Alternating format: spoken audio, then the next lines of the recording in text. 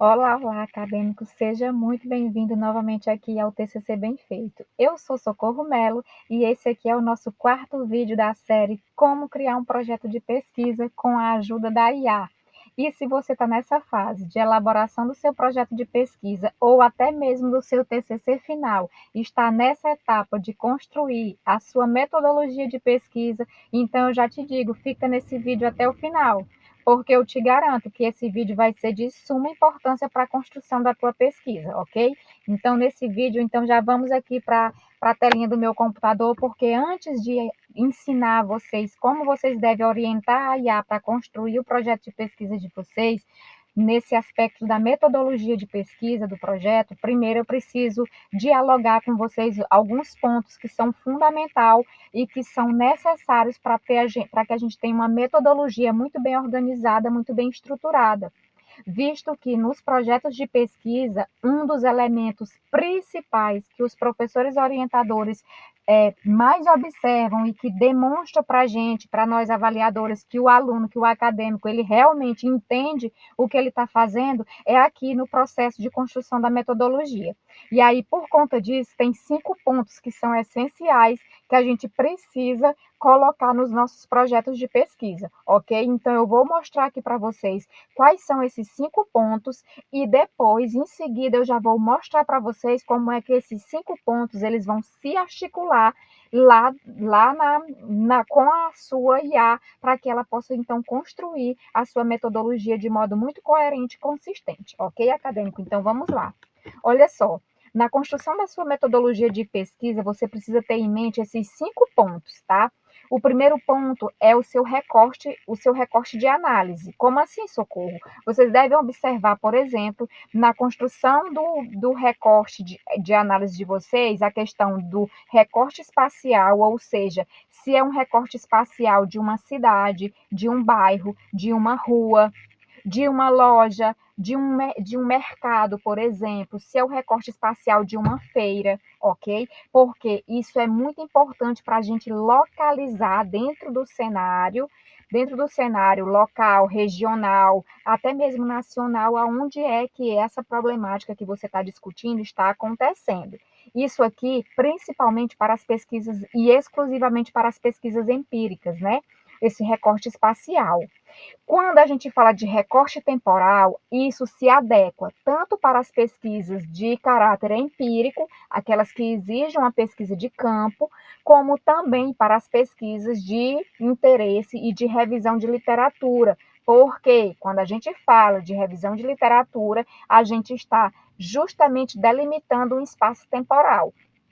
Esse espaço temporal, eu já disse em outros momentos, em outros vídeos meus, eu já disse em outros momentos, em outros vídeos meus, sobre a questão da delimitação do espaço temporal, desse recorte temporal, ele pode ser intervalos de anos, intervalos de meses, intervalos de semanas. Geralmente, nas pesquisas científicas, a gente destaca um período de tempo um pouco maior, como, por exemplo, quinquênio, décadas. Quando a gente está, por exemplo, fazendo estudos de revisão de literatura, e empíricos também, então a gente delimita ali um espaço, um recorte temporal, por exemplo, de 5 anos, 10 anos, 20 anos, século, um milênio, estudos de revisão de literatura, por exemplo, você pode ter esse interesse de abordagens um pouco mais longas, como por exemplo, intervalos de 20 anos, para você fazer uma revisão de literatura sobre um determinado tema, como é que esse tema tem sido discutido ao longo dos últimos 50 anos, por exemplo, como é que a literatura tem abordado isso. Então, isso tem que aparecer lá na sua metodologia. Um outro ponto muito importante que você precisa ficar atento, acadêmico, é com relação ao método de pesquisa que você vai utilizar na sua metodologia. Como assim, Socorro? Olha só, você deve ficar atento ao fato de que os seus objetivos, a sua metodologia de pesquisa, ela tem que estar diretamente relacionada e que está intimamente ligada com os teus objetivos, ou seja, os teus objetivos eles vão direcionar qual vai ser então o tipo de metodologia que eu vou aplicar, qual vai ser o tipo de método que eu vou aplicar na realização da minha pesquisa, como, por exemplo, se é uma pesquisa de caráter dialético, porque quem é que vai me dizer isso? É o tema que eu estou trabalhando, os objetivos que eu elenquei, a problemática que eu desenvolvi. Então, tudo isso, no caso de quem elaborou a hipótese, isso tudo vai fortalecer o direcionamento e a definição do seu método de pesquisa. E aí nós temos vários métodos de pesquisa. Depois eu posso gravar um vídeo falando só sobre os métodos de pesquisa. Mas nesse caso aqui, nós teremos que ser um pouco mais objetivos. Então, eu vou citar como, por exemplo, você pode usar o método dialético, o método dedutivo, o método estruturalista, você pode utilizar o método etnográfico, o de revisão de literatura. Então, tudo isso são métodos que você está utilizando para você, então, analisar essa problemática que você tem interesse. Seja interesse de abordagem empírica e bibliográfica, seja apenas de revisão, ok? Um outro ponto muito importante que a gente precisa levar em consideração é justamente qual é o tipo de abordagem. Quando eu falo do tipo de abordagem, é quando a gente vai aqui, então, focar as nossas interpretações, né? Ou seja, eu vou fazer uma interpretação, vou analisar os dados de modo muito mais levando em consideração a quantidade, quantitativamente, eu vou fazer uma abordagem um pouco mais qualitativa, dando mais destaque à fala e à relação que os sujeitos me repassam com relação a essa pesquisa que eu estou desenvolvendo, ou durante a realização da minha pesquisa, a minha abordagem vai ser mista, ou seja, eu vou organizar tanto dados quantitativos quanto dados qualitativos. Quando eu faço essa junção, esse mix de abordagem, então eu tenho uma abordagem mista, tá certo? E precisamos também definir, pessoal, a questão de quais são os instrumentos de levantamento de dados. Ou seja, quando a gente está fazendo uma pesquisa de revisão de literatura, a gente vai fazer um levantamento de dados secundários, ou seja, dados, textos, informações, relatórios que já foram produzidos por outros pesquisadores, por outras instituições de pesquisa, e a gente vai então fazer o levantamento desse material que a gente considera como sendo dados secundários, ok? Agora, quando a gente está falando de pesquisa de campo, aí sim a gente está fazendo um levantamento de ordem primária. Esses dados que nós vamos coletar no nosso campo, eles são exclusivamente criados, serão exclusivamente criados e produzidos por você através da sua pesquisa de campo. E o que é que isso quer dizer? Como é então que você vai levantar esses dados, essas informações? Então, há inúmeras possibilidades, porque tudo vai estar relacionado com sua problemática de pesquisa e com seus objetivos. Mas dentre os principais levantamentos, dentre os principais instrumentos que nós temos utilizados, é justamente o quê? O questionário, a entrevista. Essa entrevista ela pode ser estruturada ou semi-estruturada, ou seja, uma entrevista ali com um guiazinho que se assemelha muito com um questionário, só que a diferença é que a entrevista ela é gravada, não é? Enquanto que o questionário você pode aplicar ele tanto presencial quanto online, porque ele é um grupo de perguntas fechadas ou abertas, que aí o seu interlocutor vai te responder e vai te devolver, ok? Enquanto que a entrevista é importante que você tenha esse diálogo, essa conversa com seu interlocutor.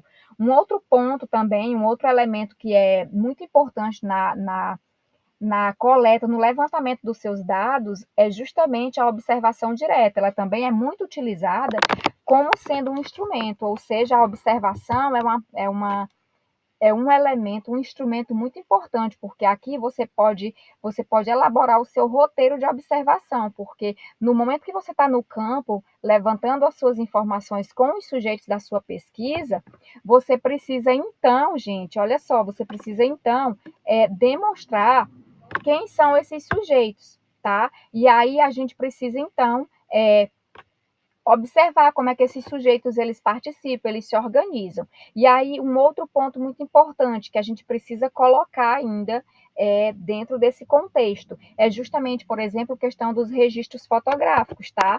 Que aí muitas vezes a gente tem vai a campo e esquece, por exemplo, de registrar. Mas tem outras pesquisas que o foco dela é justamente fazer o registro fotográfico de um determinado fato, de um determinado fenômeno, tá? Então, olha só aqui. E nós temos um outro ponto muito importante que a gente ainda precisa colocar, que é justamente o fato de que a gente está ali trabalhando com sujeitos, né? No caso, a gente está trabalhando com sujeitos, sejam sujeitos pessoas, sejam sujeitos documentos. E aí, nesse caso aqui, a gente precisa definir, então, quem são esses nossos sujeitos de pesquisa, tá? Esses nossos sujeitos de pesquisa. E dentro desse nosso grupo de sujeitos, nós ainda temos que fazer a amostra. Por quê? Porque eu não posso, não posso levar em consideração o fato de que por exemplo, o exemplo que nós estamos utilizando aqui na construção desse grupo de videoaulas, eu estou trabalhando com o bairro Centro, eu vou trabalhar com pessoas com mobilidade reduzidas naquele espaço, naquele recorte espacial e temporal também. Porém, será que eu vou trabalhar com todas as pessoas que passam por ali? Não, eu tenho meus sujeitos definidos, os meus sujeitos de pesquisa são pessoas com mobilidade reduzidas, focados de modo mais preciso nos cadeirantes, e dentro desse grupo de pessoas que tem essas características, eu vou ter uma amostra, tá?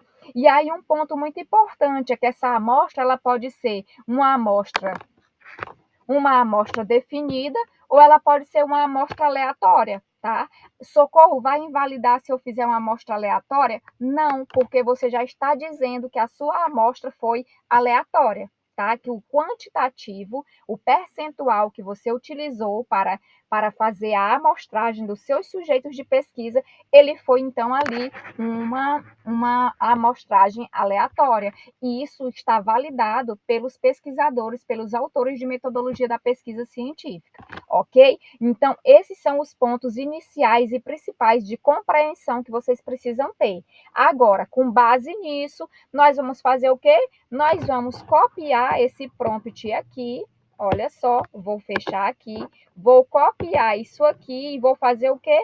Vou dizer lá para o chat GPT escrever então a nossa metodologia de pesquisa, ok? Vamos lá? Então, gente, como nós acabamos de ver ali na parte inicial, eu vou agora colocar aqui, ó. Veja que a gente está ainda naquela mesma sequência, tá?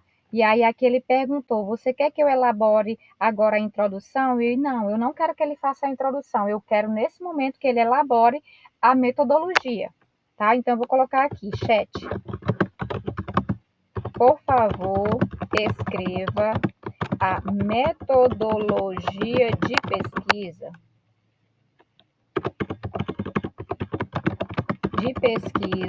Destacando, evidenciando metodologia de pesquisa para o projeto,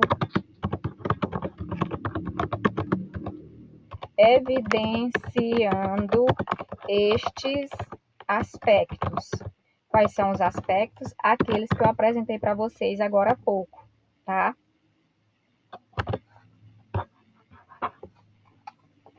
Ou seja, olha só, eu até coloquei aqui, tá? E aí como ele copiou, ele fez até além de eu colocar aqui o texto, ele trouxe até o printzinho lá do PowerPoint, né? Então eu quero que ele destaque esses elementos aqui, como por exemplo, o método, a abordagem, o instrumento, os sujeitos, as amostras, tá certo? E aí, no final e ao final,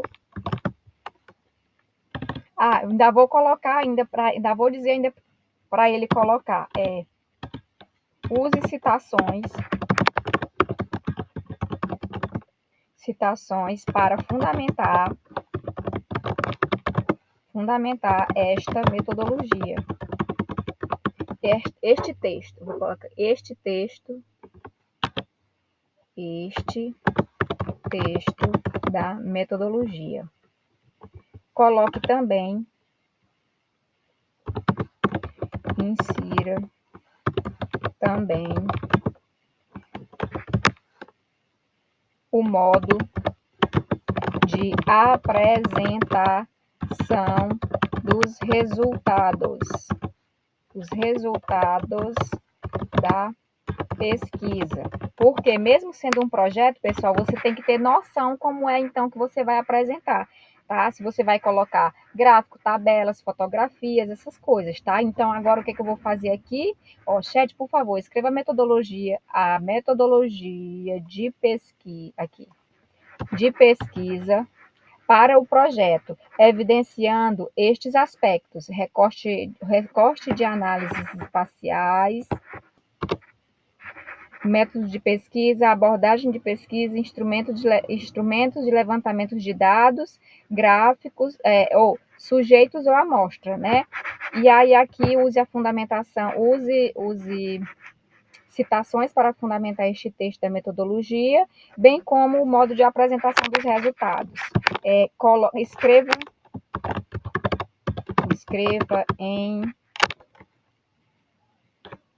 Escreva cerca de 6 parágrafos, não, 10 parágrafos, porque cerca de 10 parágrafos com 5 linhas cada. E aí aqui eu dou um enter, tá? Vamos ver o que ele vai trazer pra gente. Vamos aguardar um pouco. E aí, então, ele vai trazer esta metodologia para a gente, o texto da metodologia pronta. E aí, consequentemente, depois você vai observando como é que esse texto está organizado, se ele está bem organizado, se ele está estruturado e se ele cabe dentro do que você objetivou para a sua pesquisa, tá bom?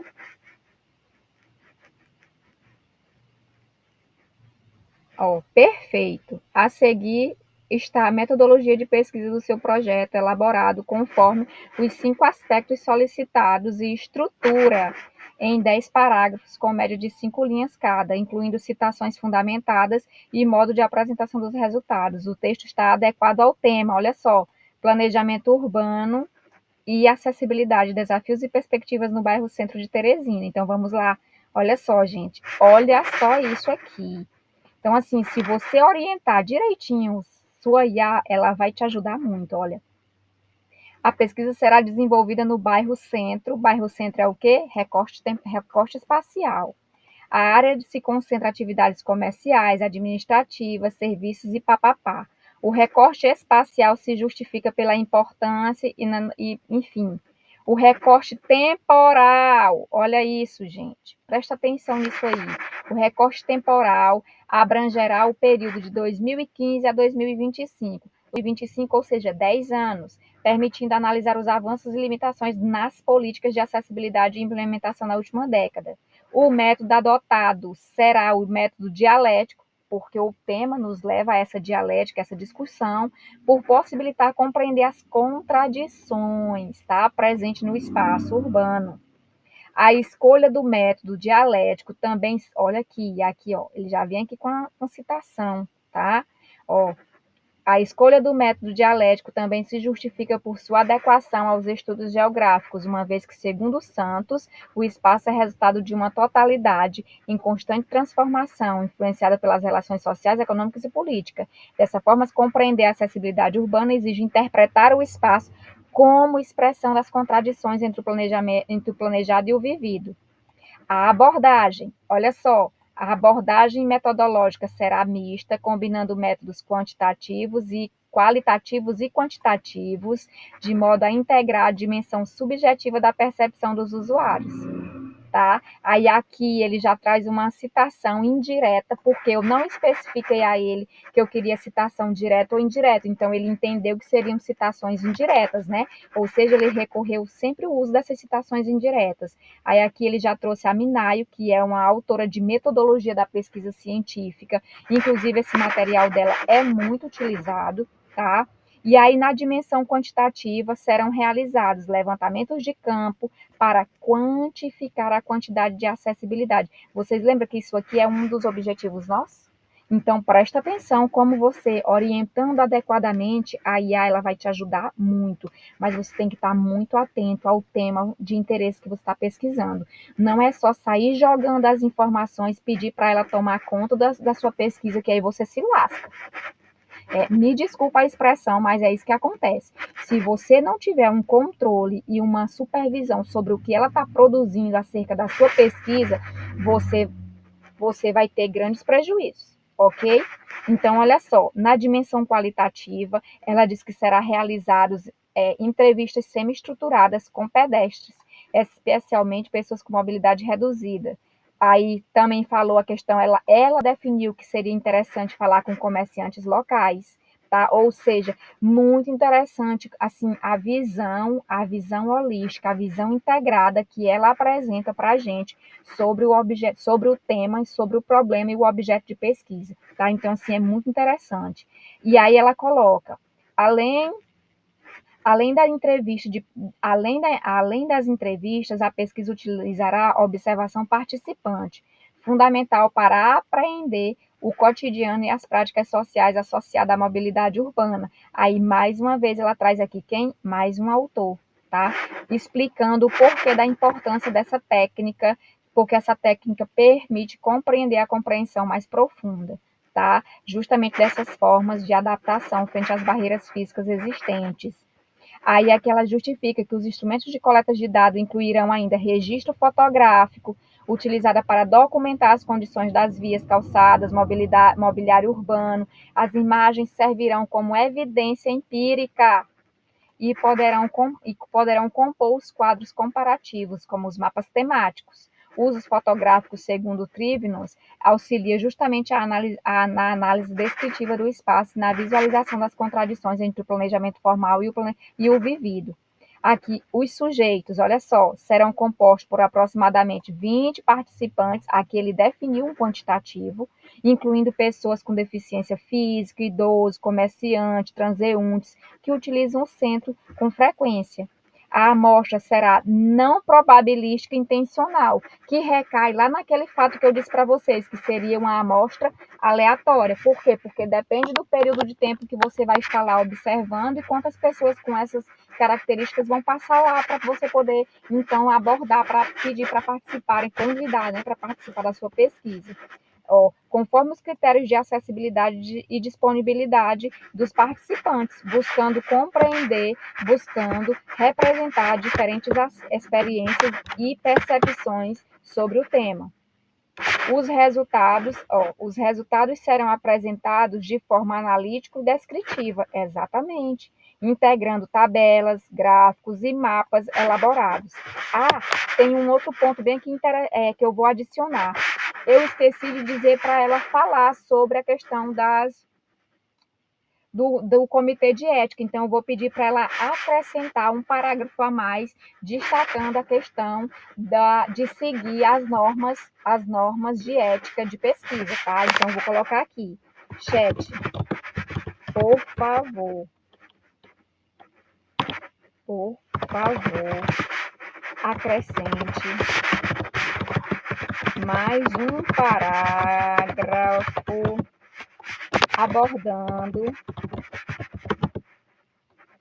o cumprimento